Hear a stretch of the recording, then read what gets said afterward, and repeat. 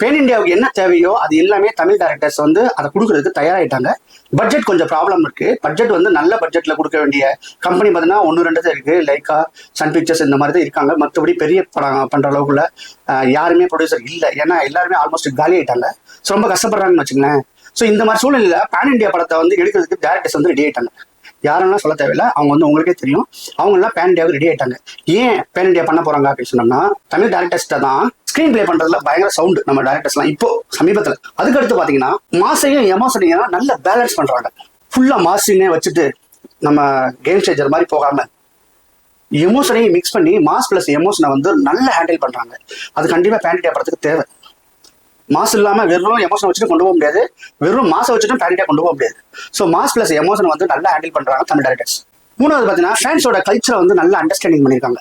எதை விரும்புறான், gen Z kids எதை விரும்புறான், 90s kids எதை விரும்புறான், 2K கிட்ஸ் வந்து எதை விரும்புறாங்கிறத நல்ல அண்டர்ஸ்டாண்டிங் பண்ணி இருக்கிறதுனால பார்த்தீங்கன்னா ஒண்ணுமே இல்லாத படங்கள் கூட சமீபத்தில் செம்மையா ஜெயிச்சிச்சு. விக்ரம் எடுத்துக்கோங்களேன். விக்ரமோட கதையை சொல்லுங்க பார்ப்போம். யாராவது விக்ரமோட ஒன்லைன் ஸ்டோரி சொல்லுங்க. யாராவது படம் பார்த்துட்டீங்களா? சொல்லுங்க பார்ப்போம். அங்க எமோஷன் பிளஸ் மாஸ் சீன்ஸ் டெக்னிக்கலா படம் ஸ்ட்ராங்கா இருந்ததுனால அந்த படம் வந்து பாத்தீங்கன்னா பயங்கரமான ஜெயிச்சிச்சு, நல்ல கலெக்ஷன் கொடுத்துச்சு.